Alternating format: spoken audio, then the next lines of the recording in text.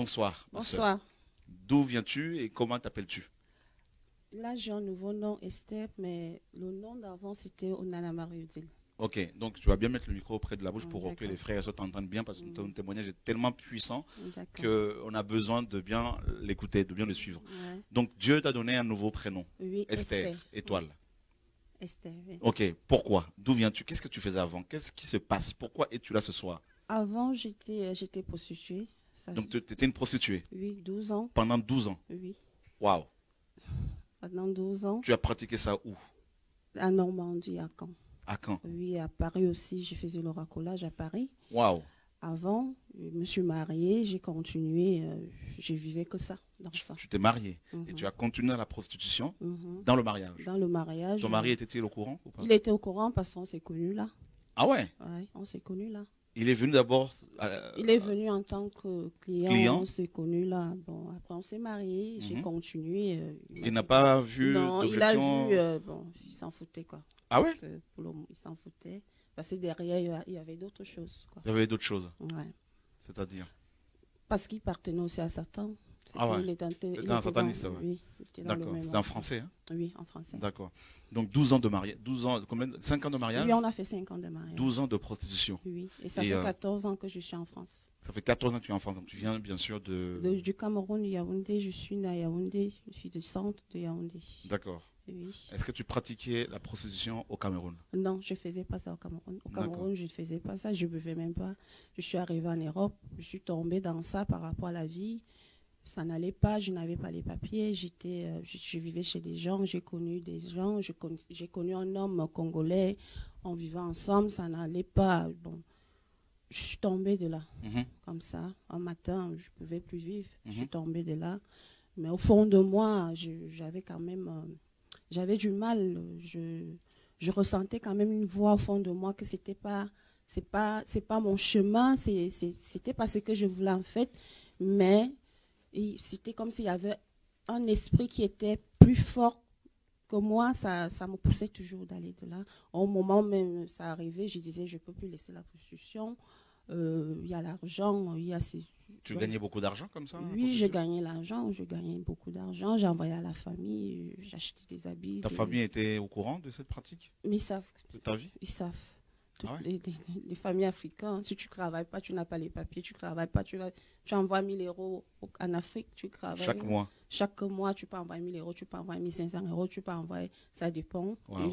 Les gens, ils ont des soucis, les gens, ils ont des problèmes. Et, et ça te pousse de le faire aussi. D'accord. Parce que tu dis, tel a les problèmes, c'est là que tout le monde te dit, tel a des soucis, tel a des problèmes. Et là-dedans, bon, je veux commencer dès le début, parce que je suis quittée au Cameroun en 2002. Quand ma maman m'avait accouchée, je suis née le 2 octobre 1978. À partir de, j'avais, je crois, 9 ans, j'avais une corde autour de mes rangs. Il y avait des os, des gorilles d'Afrique, là, je sais pas, des trucs des marabouts, quoi, en fait. Ma maman me disait, ça me garde. Moi, j'ai grandi avec ça. J'ai connu des hommes. Quand j'ai un petit copain, je ne suis pas chez mon copain, je suis obligée d'enlever ça parce que j'avais honte. J'ai même accouché mon fils parce que j'avais accouché mon fils, j'avais 22 ans, j'ai accouché mon fils. Donc, j'avais toujours ça. À un moment, ça s'est perdu. Un matin, je me lève, il n'y a plus cette corde, je ne savais pas. Donc, c'était le serpent que je portais à moi, je ne savais pas, j'ai grandi avec. Et j'avais toujours des rêves de serpents, je ne comprenais pas. J'ai voyagé en 2002, ça continuait. J'avais des couches de nuit, les hommes couchaient avec moi, les femmes couchaient avec moi. C'était le serpent. C'était les serpents qui venaient coucher avec moi chaque nuit, chaque jour. J'avais des couches de nuit. Même si je dors en journée, j'ai que ça. Je vivais que ça. Des hommes qui couchaient avec moi. Je rêvais mon père couchait avec moi. Je rêvais des membres de ma famille. Je rêvais, j'étais mariée toujours avec les gens de ma famille, mes oncles. Je rêvais, j'étais mariée avec mon père. Je rêvais, ma maman couchait avec moi. J'étais reine des eaux. Des fois même, je me voyais moi-même que je suis reine des eaux aussi. En rêve, je voyais que j'étais reine des eaux. Donc, c'était comme ça. Je vivais comme ça chaque jour pendant des années, pendant que je suis petite. Je vivais toujours qu'avec le serpent. Toujours, j'étais toujours entourée qu'avec le serpent. À un moment, ça commençait à bouger dans mon ventre et je ressentais ça. Ça faisait comme un bébé. Je ressentais et j'avais des odeurs. Quand je suis seule à la maison, je n'ai pas les odeurs, mais dès que j'arrive au milieu des gens, j'ai des odeurs. Donc tout le monde te fuyait. Oui, tout le monde me fuyait. C'était pour t'empêcher bien sûr de te marier. Parce que voilà, tout le monde m'enfuyait. Des gens qui venaient vers moi, c'était des gens qui voyaient ce qu'il y avait à moi. Okay. Les gens normaux ne venaient pas vers moi. Donc ça s'est passé comme ça. C'était comme ça toute ma vie. J'avais des couches de nuit chaque jour. Chaque jour, je vivais qu'avec le serpent. Je pensais que le serpent dans ma tête. Même quand je suis à la maison, je pense que le serpent. C'était ça. Chaque jour chez moi. Et des fois, je suis chez moi, j'étais toujours avec ma famille. Ils sont au Cameroun, mais je les voyais toujours chez moi. Toujours. Comme ça, toute la vie. Donc, ensuite, tu arrives en France et tu t'es mis avec un Congolais? Je me suis d'abord mis avec un Congolais, ça n'allait pas, il pratiquait beaucoup. Il pratiquait quoi? Il faisait du maraboutage, quoi. Il pratiquait. Un jour, j'ai vu des choses de maraboutage, on s'est séparés. Donc, je suis allée en Normandie parce que j'ai la famille. Bon, comme pour le moment, on s'est séparés. Bon, ils m'ont demandé de partir dans la ville de Caen. C'est là que j'ai connu que ma sœur aussi. Ma cousine, elle était chef vraiment dans le milieu, je ne savais pas. De la prostitution? Oui. Elle m'a dit, bon, pour gagner ta vie, tu vas vivre comment? C'est comme ça. Je suis encore retombée là-dedans. Donc tu avais, comment ils appellent ça, un fourgon? Oui, on avait un fourgon, une voiture de prostituées, quoi. D'accord. Donc chaque jour, chaque matin, je vivais que là, je partais là. Même le dimanche, je n'avais pas de repos. Hein. Wow. Dimanche au dimanche? Dimanche au dimanche, je partais, je vivais que là-dedans. Et il y avait combien d'hommes qui venaient te voir par jour comme ça? Par jour, je peux encaisser même 10 ou 11, ça dépend. Par jour, tu peux encaisser même 15 ans. Wow. Ouais, par jour. Et j'étais toujours fatiguée. Quand je rentrais chez moi, il y avait, au fond de moi, je me trouvais un peu sale. Au fond de moi, il y avait quelque chose qui ne voulait pas, mais c'était plus fort que moi. J'ai dit, aujourd'hui, je vais arrêter, je ne veux plus aller dans ça. Mais dès que l'heure arrive, 17h ou 18h, j'ai vraiment l'énergie qui me pousse d'aller. Et je vais comme ça. Et tu allais en même temps dans les églises? Et je partais dans les églises. Et quand je partais dans les églises, je ne ressentais rien. Je ne ressentais pas le Saint-Esprit, rien du tout. Je pars à l'église dimanche. Dimanche, je suis en route. Hein. Wow. Donc, je ne ressentais rien du tout. Et tu donnais aussi ta dîme là-bas? Je donnais ma dîme de 500 €, les 300 €, 400 €. Parce que dans ma tête, je dis, il faut que l'enseignement qu'on nous donne, c'est que donner plus pour gagner plus. Donc, moi, je vivais dans ça, je donnais plus. Pour avoir plus de clients? Pour avoir plus de clients. Quand je pars faire la possession, je me lave, je dis, je verse le sang de Jésus dans mes organes sexuels. Pourquoi? Parce que je dis, quand je verse le sang de Jésus, moi, je gagne beaucoup. Donc, c'est l'enseignement que j'ai eu, il faut verser le sang de Jésus partout. Wow. Moi, j'ai grandi avec ça. Je dis, je mets le sang de Jésus. Quand un client vient même, je dis, je te mets dans le sang de Jésus. Donc, je vivais comme ça. Wow. Et les pasteurs des assemblées par où tu es passé connaissaient cette vie que tu menais? Là où j'étais à Caen, surtout à Caen, je peux dire. Bien, pas de problème. Hein. Ici, on dit tout. C'était à MFM, Montagne de Feu. Montagne de Feu. L'église, là, il n'y avait que les prostituées. Toute l'église, il n'y avait que les prostituées. Wow. Donc, parce qu'on se connaissait. Donc, on vivait là. Le samedi, on dit on va aller à l'église demain. Donc, c'était comme un jeu. Parce que moi, je ne ressentais rien. À un moment, c'était déjà plus fort que moi. Moi, j'ai dit c'était déjà l'appel du Seigneur parce que à un moment, c'était déjà plus fort. Ça ne prenait plus la place. J'ai demandé au Seigneur de me guider. Vraiment, je n'ai pas fait une grande prière. J'ai juste dit, Seigneur, guide-moi. Guide-moi. Si l'église, là, si ça ne va pas, je ne pars plus. Et le pasteur, quand tu lui partageais, est-ce que tu lui disais que tu étais une prostituée? Oui, parce qu'il savait. Il disait quoi? Il disait rien. Il savait que toutes les filles étaient les prostituées. Il savait. Il ne disait rien. Et il prenait quand même votre argent? Mais il prenait la dîme. Parce que les filles, même les filles qui chantaient dans leur chorale, c'était les prostituées toujours. Dans toute l'église, c'était que ça. C'était pas caché. Il savait. C'est un pasteur, il savait que c'était comme ça. Les filles vivaient comme ça. Donc on s'entendait pas à l'église. Il y avait des Camerounais à côté, les Congolais, les Nigériens. Donc c'était une église, c'était pas vraiment famille. C'était comme ça. C'était une entreprise. Voilà. D'accord. Le pasteur se faisait de l'argent sur le dos des prostituées. Donc, et toi, tu ne voyais pas de mal à ça quand tu... Au début, je ne voyais pas du mal. Moi, je voyais que l'argent que je gagnais, c'était ça qui était important. Parce que je voyais rien du tout. À un moment, j'ai dit, bon, je vais rester chez moi. Et quand j'ai vu que l'église n'était pas bien, parce que j'avais demandé au Seigneur, j'ai dit, Seigneur, montre-moi vraiment, montre-moi ton chemin. J'attends, montre-moi ton chemin. J'avais pris une décision chez moi comme ça un matin. J'ai dit, Seigneur, montre-moi le chemin. J'ai arrêté, je suis partie. Et là, quand j'ai arrêté, j'ai vu que tous les gens qui étaient dans l'église, c'était que des sorciers, parce qu'ils venaient déjà faire des combats avec moi. La nuit, ils faisaient des combats, ils venaient lutter avec moi. Pourtant, on appelle ça montagne de feu. Hein. Oui. Donc c'est un feu, c'est le feu étranger en fait, en gros. On va dire plutôt montagne de feu étranger. Ouais, j'ai laissé. J'étais chez moi un matin, je zappais ma télé pour mettre de la musique camerounaise. Je tombe sur TV Devi. Je regarde la délivrance d'une fille en Belgique. Elle était reine des eaux. J'ai regardé ça. Ça m'a touchée. En regardant ça, j'ai eu la chair de poule. J'ai dit, c'est quoi ça? Je n'ai jamais vu ça. Je ressentais la chaleur qui montait vers moi. Je ressentais des choses. J'ai même vomi, mais pas beaucoup. J'ai juste vomi un peu. Juste en regardant la vidéo. Juste en regardant la vidéo, j'ai laissé, c'est passé.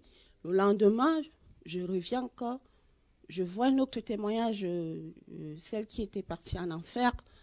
J'ai vu, là, j'ai vraiment eu peur. Parce qu'elle a parlé des prostituées et tout. J'ai vraiment eu peur. J'ai vraiment eu peur de ça. J'ai vraiment eu peur de ça. J'ai dit, mais... Et au fond de mon cœur, j'ai entendu une voix qui me dit, si tu continues cette vie, tu vas finir comme ça, tu vas aller en enfer. Waouh. Tu vas finir comme la fille comme qui a témoigné. Qui a témoigné. D'accord. Nadia, notre sœur de Belgique, qui est en enfer. Oui, j'ai entendu comment une voix me dit, si tu continues, tu vas finir comme ça. Waouh. C'était en 2014 que j'ai vu ça. J'étais chez moi, j'ai dit, je ne pars plus dans les églises. J'ai commencé à regarder TV Devi chez moi. J'ai fait 1 an et demi, j'étais là devant. Chaque fois, je regardais. Les anciens, je regardais. Je me mettais dans la prière. Et au même moment, quand je regarde, je me mets dans la prière, je ressentais les choses sur moi. Je vomis, j'avais la chaleur, j'avais mon corps qui grattait, j'avais mal partout. C'était comme si on m'a fouetté. J'avais mal partout, j'avais les odeurs qui sortaient. En regardant TV Devi, ça finit. Le lendemain, je continue. Donc, j'ai vécu comme ça pendant 1 an et demi. Wow. Je regardais TV Devi. Bon, un matin, je regardais encore, ça fait 2 mois. J'ai appelé. Mon cœur m'a dit appelle. J'ai appelé. J'ai eu un frère de Nantes. Oui, j'ai eu un frère de Nantes. Bon, il m'a dit, tu es où? J'ai dit, je suis en Normandie. C'est là qu'il m'a donné le numéro du frère Moïse. D'accord.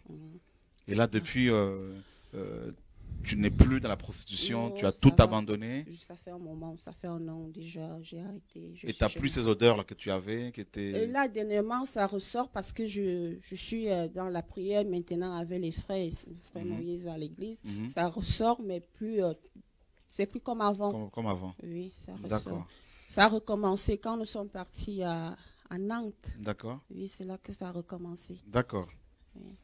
Et donc, comment réagissent les gens qui t'ont connu dans la prostitution et qui aujourd'hui te voient servir le Seigneur Jésus-Christ?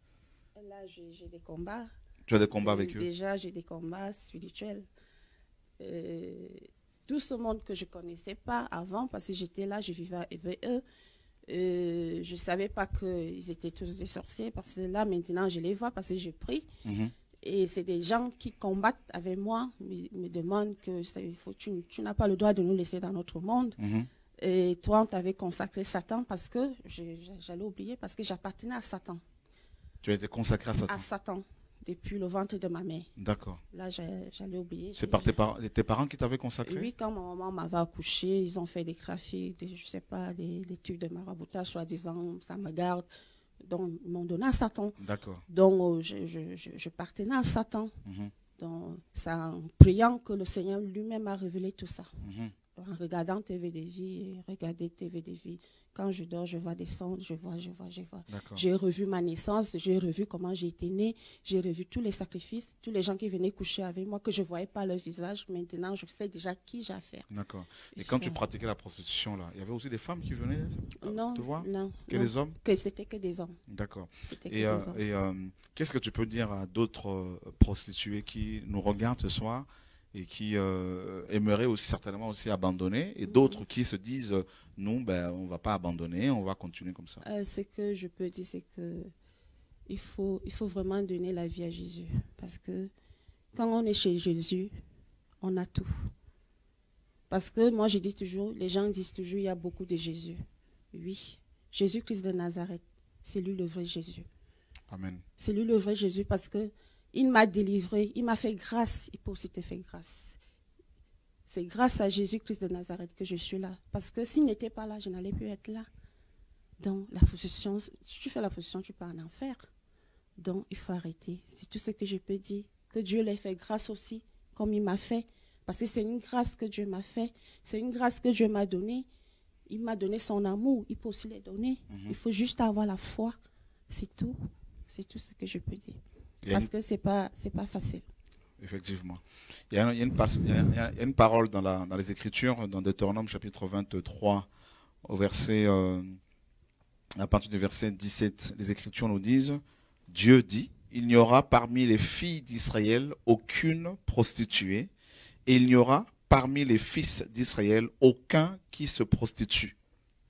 Le verset 18, Dieu dit, dans le verset 18, tu n'apporteras point dans la maison de Yahweh, ton Dieu, le salaire d'une prostituée, ni le prix d'un chien pour quelque vœu que ce soit.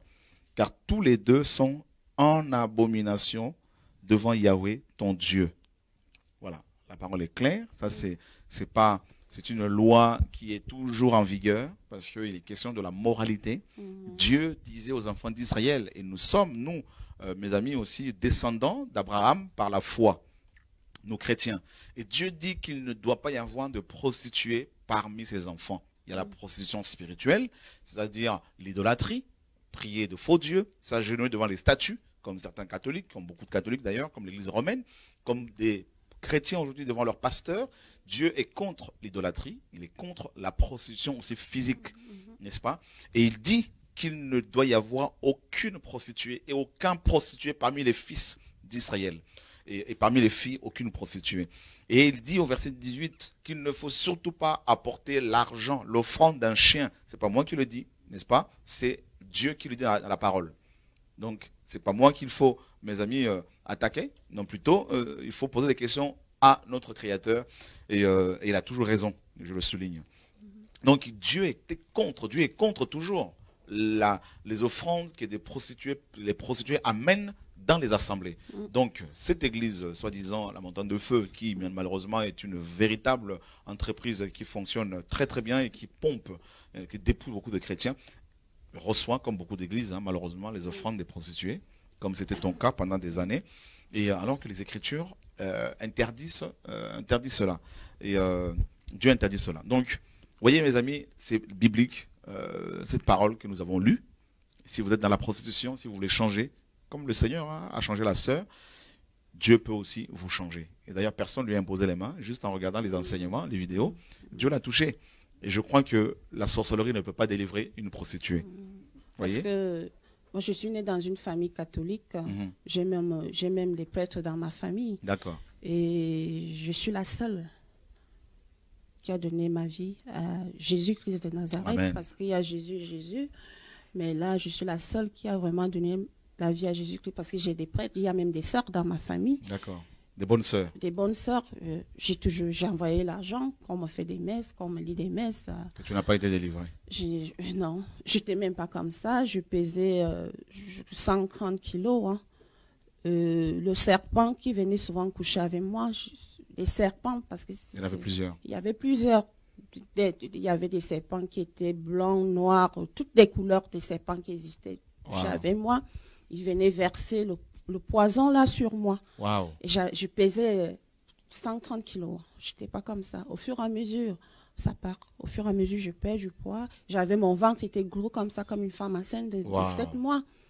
Je ressentais ça, ça marchait comme un bébé. Dans ton ventre? Dans mon ventre, je ressentais le serpent là. Wow. J'ai vécu avec ça 10 années. Et juste en regardant les enseignements, hein, personne ne t'a imposé les mains, le Seigneur t'a libéré. Alors, vous aussi, au lieu de parler, montrez-nous vos œuvres. C'est aussi simple que ça, que votre Dieu, soi-disant que vous prêchez, fasse aussi que des prostituées qui ne viennent pas forcément vous voir, là où ils sont, hommes ou femmes, soient délivrés par le Seigneur.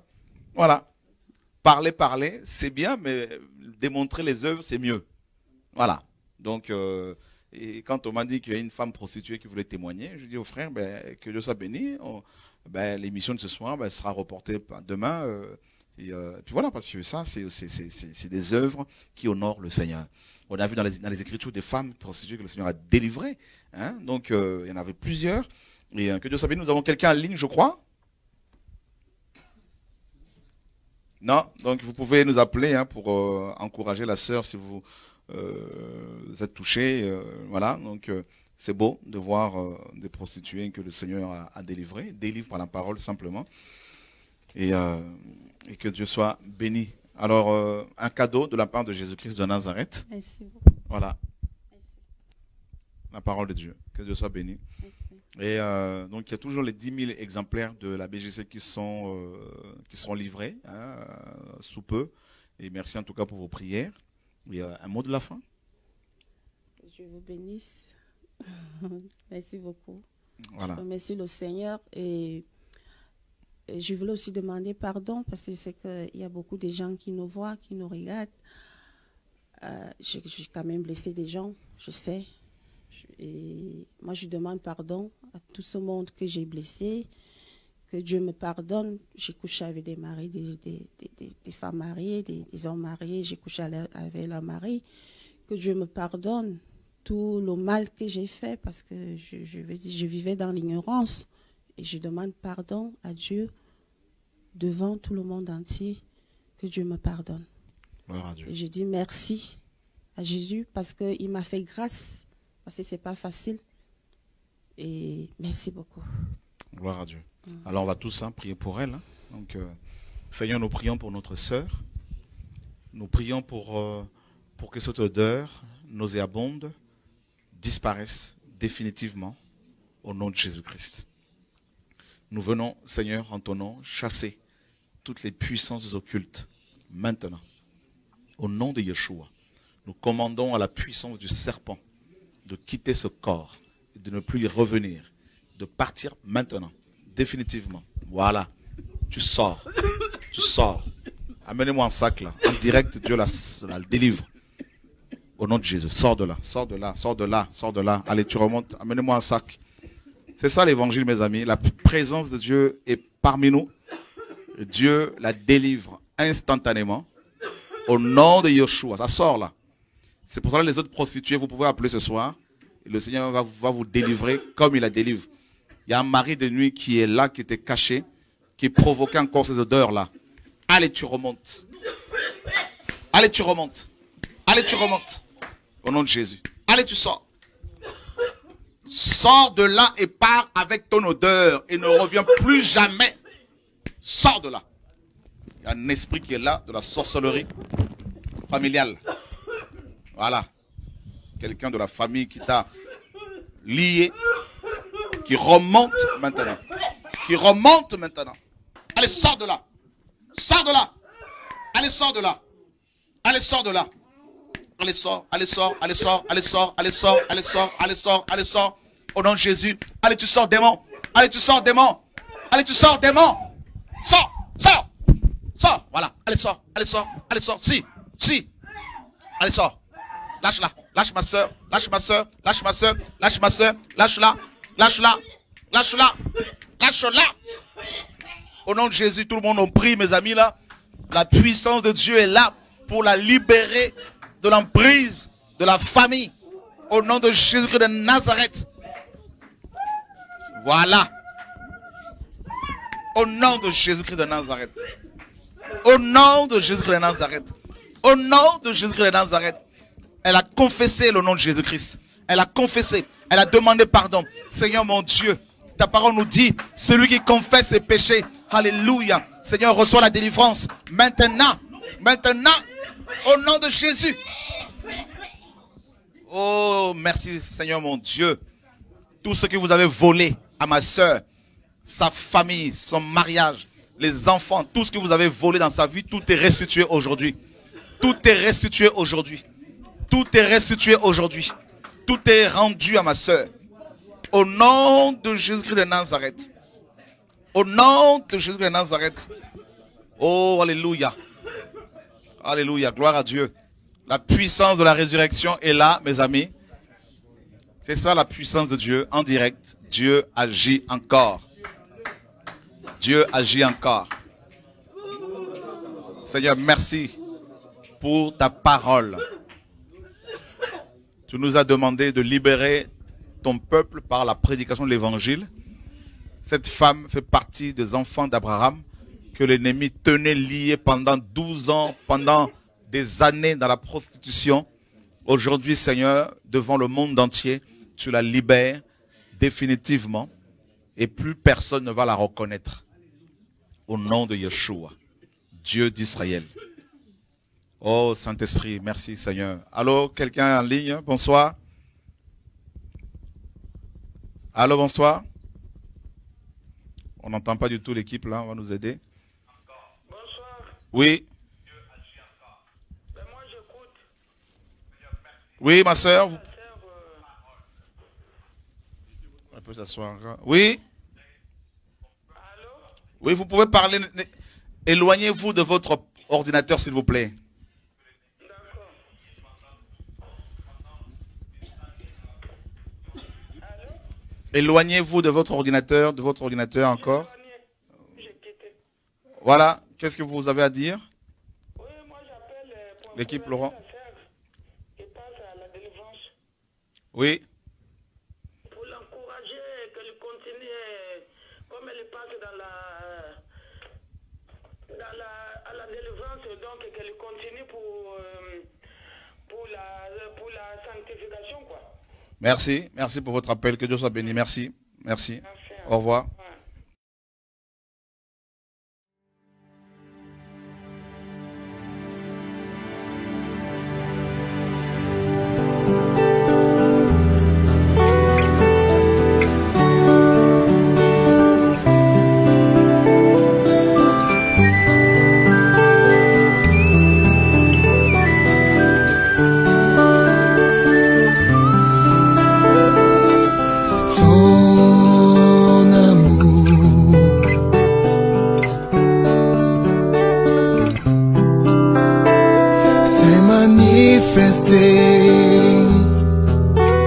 Car tu m'as racheté de la vaine manière de vie que j'ai hérité de mes pères, de la vie insensée que j'ai menée si loin de toi. Tu m'as aimé le premier et tu m'aimeras le dernier. Tu m'as aimé le premier et tu m'aimeras le dernier. Tu m'as aimé, oh Jésus, tu m'as aimé le premier. Tu m'as aimé. Tu m'as aimé le premier, tu m'as aimé le premier et tu m'aimeras le dernier. Tu m'as aimé le premier et tu m'aimeras le dernier.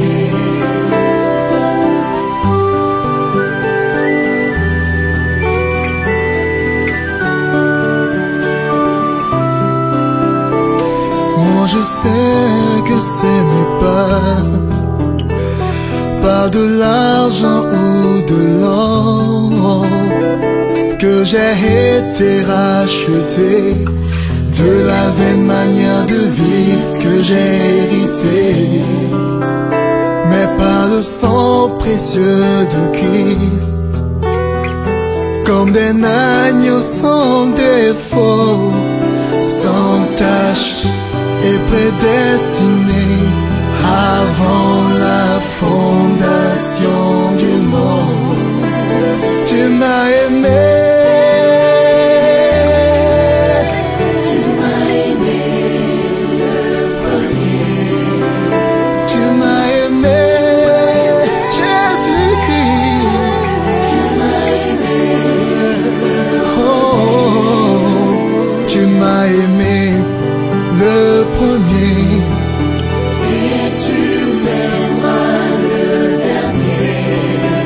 Tu m'as aimé le premier et tu m'aimeras le dernier.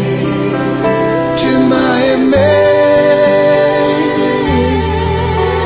tu m'as aimé le premier.